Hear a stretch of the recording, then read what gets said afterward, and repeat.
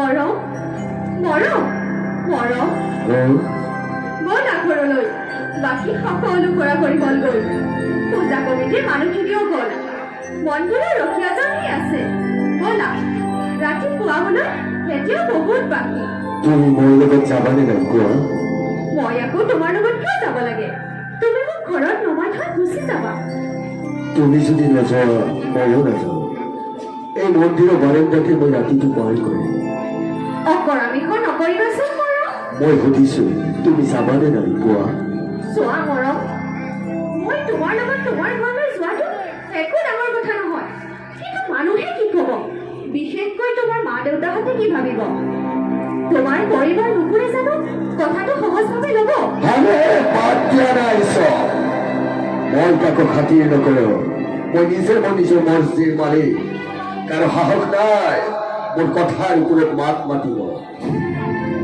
চোৱা মৰম মই কেতিয়াও নিবিচাৰো যে মোৰ কাৰণে তোমাৰ ঘৰখনত এক অশান্তিকৰ পৰিস্থিতিৰ সৃষ্টি হওক মই নিবিচাৰো তোমাৰ আৰু মোৰ মাজত থকা সম্পৰ্কটো কোনোবাই আঙুলি উঠাওক সেই সাহস কাৰো নাই মোৰ চকুত কথা কোৱাৰ সামৰ্থ্য কাৰো নাই আঙুলি উঠোৱাটো দূৰৰে কথা কিন্তু মৰম তুমি মোক সঁচাকৈ ভাল পোৱা সেইটো আকৌ কি সুধিবলগীয়া কথা নেকি ইমান দিনে তুমি মোক বুজা নাই যে মই তোমাক কিমান ভাল পাওঁ তোমাৰ কথা নহ'ব এক মুহূৰ্তও থাকিব নোৱাৰো মোৰ কি মন যায় জানা কি মন যায় কোৱা বহু দূৰলৈ যেন গুচি যাম আমি য'ত থাকে কেৱল তুমি আৰু মই তোমাক দুবাহুৰ মাজত সাৱটি বহুত মৰম কৰিম ইমানে মৰম কৰিম যে তোমাৰ বুকুলে বৈ যাব মৰমৰ বাৰিষাৰ ধাৰা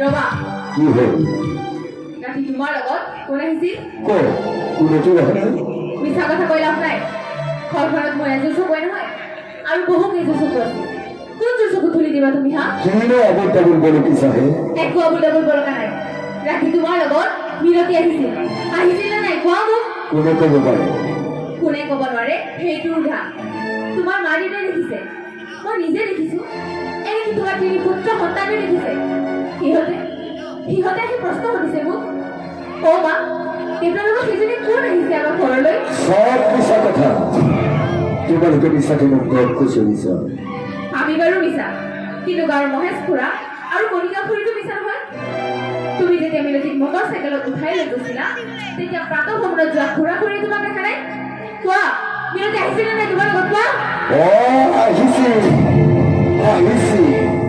মিনতি আহিছে তাতে কি মহাভাৰতখনো ক্ষুদ্ৰ হ'ল মহাভাৰতখনো ক্ষুদ্ৰ হ'ল নে নহ'ল নাজানো কিন্তু ঘৰখনো ক্ষুদ্ৰ হ'ল ঘৰখনৰ মানুহখিনি মন বৰ ক্ষুদ্ৰ হ'ল আমাৰ মাজত থকা সম্পৰ্ক বৰ ক্ষুদ্ৰ হ'ল যে হয় হৈ থাকিবলৈ দিয়া তাতে কোনো মোৰ মতলব নাই মতলব থাকিব লাগিব মোৰ লগত আমাৰ তিনিটা সন্তানৰ লগত মতলব থাকিব লাগিব কিন্তু সেই মিনতিৰ লগত কোনো মতলব থাকিব নালাগিব ভৱিষ্যতে তাই এইটো ঘৰলৈ আহিব পাৰিব শ্ৰদ্ধা মোৰ ঈশ্বৰৰ ওপৰত তই মান নামাতিম কিয় মান নামাতিম হা এইখন ঘৰত এনেকৈ বেভিচাৰ হৈ থাকিলে কিয় মান নামাতিম এইখন ঘৰত তোমাৰ যিমান অধিকাৰ আছে মোৰো সমানে অধিকাৰ আছে অধিকাৰ দেখুৱাবলৈ আহিছো হা অধিকাৰ মোৰ ওপৰত বেছি মাত মাতিলে গতিয়াই বাহিৰ কৰি দিম এইখন ঘৰৰ পৰা এইখিনি সাহস তোমাৰ নাই সাহসৰ কথা ক'বলৈ আহিছো হা তুমি কেতিয়াই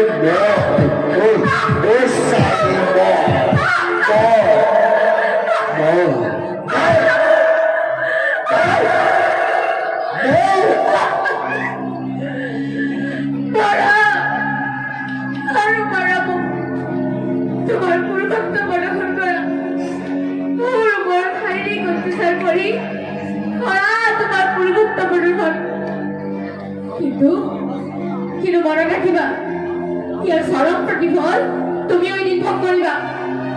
অগ্নি সাক্ষী কৰি শপত খাই মোক মন্দিৰ বিবেচনা কৰিছিলা, আৰু আজি এজনী বজোৱাৰ ছোৱালীৰ কাৰণে মোৰ কথা বুজিছা। নহব আৰু নহব। বহুত অত্যাচাৰ কৰিলা মোৰ ওপৰত, বহুত সহ্য কৰিলো মই, আৰু সহ্য কৰা নহব। সাৱধান, শেষবাৰৰ বাবে হুঁকি দিলো।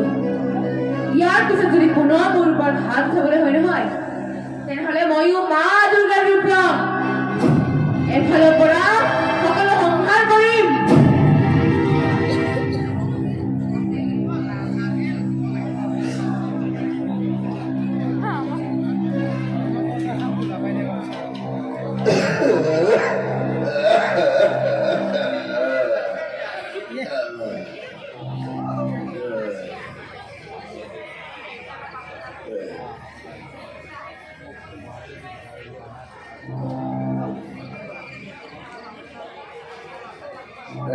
ৰবি কলৈ যাওঁ? নাটকৰ চোৱা আছে।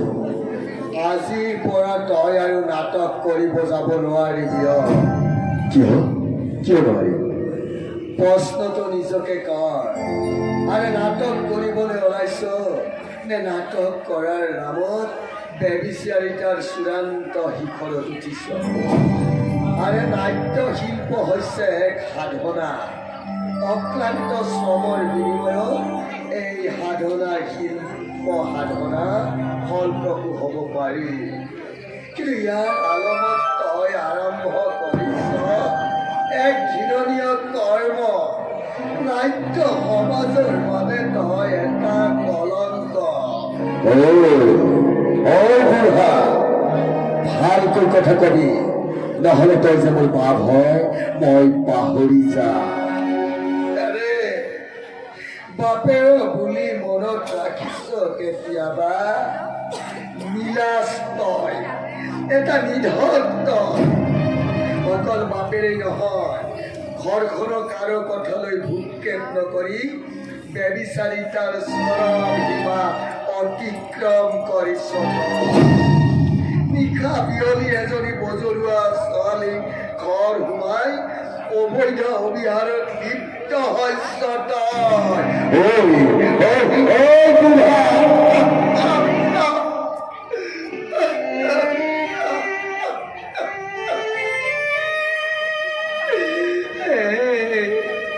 বৰ ভাল কৰিলি বাপা। ঘনীয়েৰৰ ওপৰত বৰ অত্যাচাৰ চলাই শান্ত নাথাকি আজি বাপেৰৰ ওপৰত হাত উঠালি। বৰ ভাল কাম কৰিলি বাপাই। অকল হাত উঠোৱাই নহয়, মিনতিৰ বিষয় বেয়াকৈ গ'লে আৰু বহুত কিবা কিবি কৰি মিনতিক মই বহুত ভাল পাওঁ।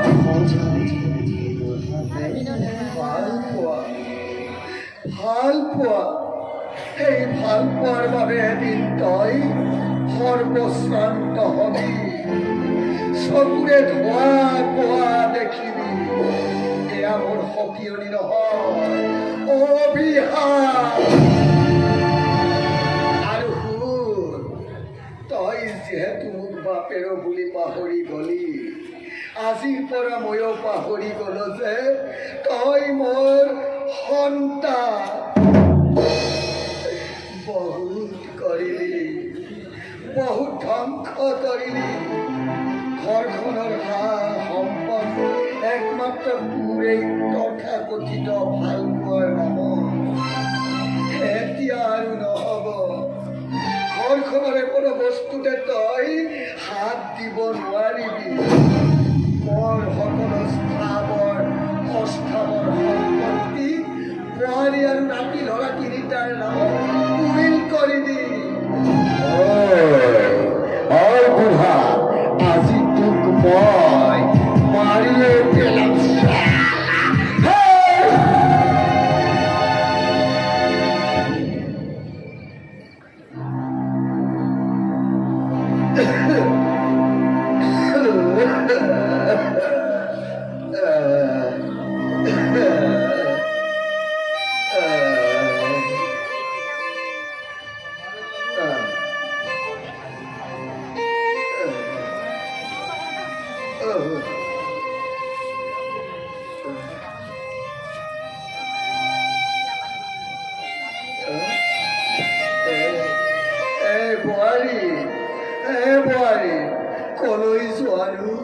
ঘৰলৈ দেউতা।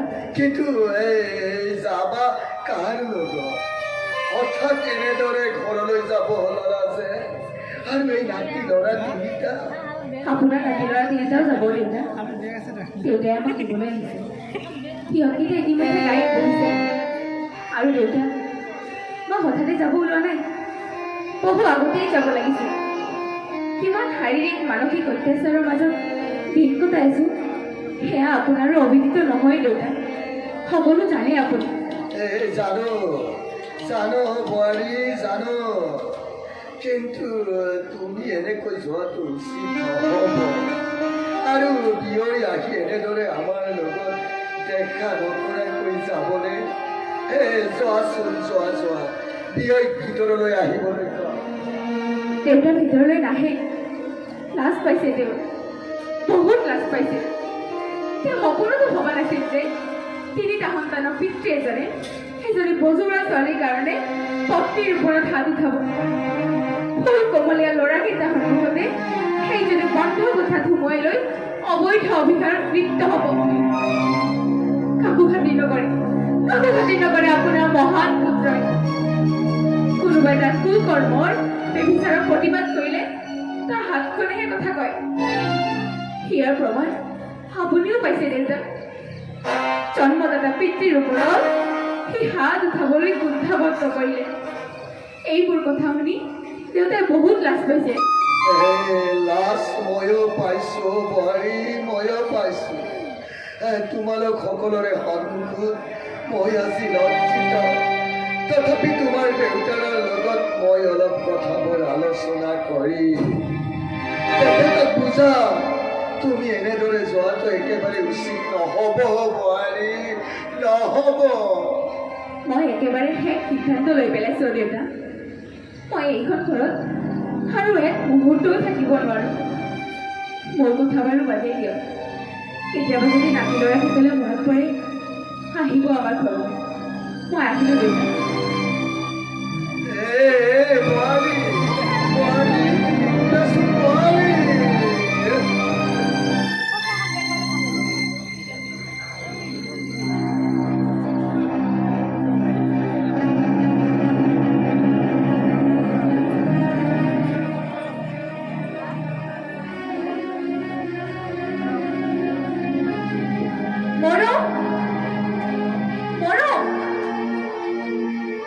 বড়ো, কি হ'ল তোমাৰ? কিমান বাৰ ফোন কৰি আছো তোমাক, কিন্তু তুমি ফোন উঠোৱা নাই কিয়? মই অলপ টকা খুজিছো বাবে এতিয়া তুমি মোক এভইড কৰি আছা। টকাখিনি দিয়া, মোৰ খুব প্ৰয়োজন হৈছে। কিবা কৰিছে? হে ভগৱান, তাৰ মানে ইমান দেৰি মই গৰুৰ আগত টোকাৰি বাঢ়ি আছিলো। শুনা, মই যে তোমাক 20,000 টকাৰ কথা কৈছিলো, দিয়া, মোৰ বৰ জৰুৰী। টকা নাই। নাই মানে এনেকুৱা বুঢ়া-বুঢ়ী সময়ত নাই বুলি ক'লে নহ'ব নহয়। কৰবাৰ পৰা মেনেজ কৰি দিয়া। কৰ পৰা মেনেজ কৰিম? কৰ পৰা কৰিম? চব খালী চালা। আজি মোৰ পকেট খালী, বেংক একাউণ্ট খালী, ঘৰ খালী, একো নাই আৰু মোৰ ভাগত বিক্ৰী কৰিবলৈ। তাৰমানে তুমি মোক টকাখিনি নিদিয়া? আৰে কি বিক্ৰী কৰি দিম? কি বিক্ৰী কৰি দিম? এতিয়া ঘৰখনত কোনো বস্তুৰ ওপৰত মোৰ অধিকাৰ নাই। বুঢ়াই উই কৰি থৈছে নুপুৰ আৰু ল'ৰা তিনিটাৰ নামত। যেতিয়ালৈকে সিহঁত ঘৰখনলৈ ঘূৰি নাহে তেতিয়ালৈকে কোনো বস্তুতে মোৰ অধিকাৰ গ্ৰাহ্য কৰা নহ'ব। তেনেহ'লে যোৱা নুপুৰৰ ওচৰলৈ, লৈ অহা সকলোকে উভতাই থাকা সিহঁতৰ লগতে, পচি থাকা। আৰু তুমি? মই তোমাক মুক্ত কৰি দিলো। মোৰ লগত থকা সকলো বন্ধনৰ পৰা তোমাক মুক্ত কৰি দিলো। তাৰ মানে তুমি? ঠিকেই বুজিছা তুমি। মই আৰু তোমাৰ লগত সম্পৰ্কত থাকিব নোখোজো। মোৰ প্ৰয়োজন পূৰাবলৈ এতিয়া আৰু তোমাৰ সামৰ্থ্য কিন্তু কি দিয়া নাই তোমাক কি দিয়া নাই মই চালা এপদ বস্তু বিক্ৰী কৰি হলেও মই তোমাৰ প্ৰয়োজন পূৰণ কৰিছো ময়োতো এনেই লোৱা নাই বিনিময়ত তোমাৰ দেহৰ ক্ষুধা নিবাৰণ কৰিছো মোৰ দেহ সৰ্বস্ব সঁপি দিছো তোমাক এতিয়া তোমাৰো নাই মোৰো নাই তাৰ মানে তুমি যে ইমান অকৰা নহয় সেই কথা মই জানো বৰ্তমান মই তন্ময়ৰ লগত সম্পৰ্ক ৰাখিছো সৌৱা সি আহি আছে তুমি যোৱা কিন্তু তোমাক যাবলৈ কৈছো নহয় যোৱা আৰে যোৱা না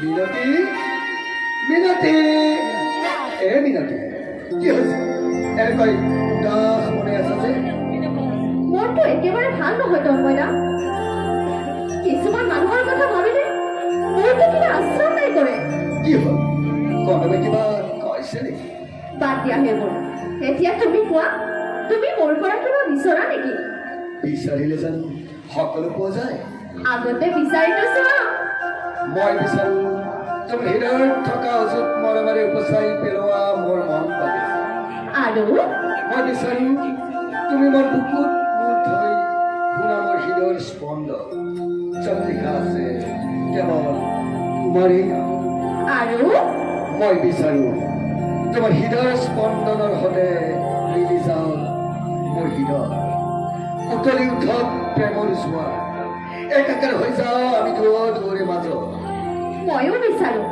তোমাৰ সুঠাম দুবাহুৰ মাজত নিজকে সঁপি দি বিলীন হৈ যাম তোমাৰ তুমি গুচি যাম তাত য'ত থাকিম কেৱল তুমি মই আৰু থাকিব আমাৰ প্ৰেমৰ স্বাক্ষৰ কোৱা কলৈ যাওঁ তুমি যেনেকে কোৱা তেনেকে যাওঁ পৃথিৱীৰ যিকোনো এটি কোণতেই লিখি থ'ম আমাৰ প্ৰেমৰ ঠিকনা হ'ব হ'ব তুমি মোক পৃথিৱীৰ চুকে কোণে ঘূৰাব নালাগে মোক লৈ যোৱা মোৰ প্ৰিয় ঠাইখনলৈ তোমাৰ প্ৰিয় ঠাই মানে দাৰ্জিলিং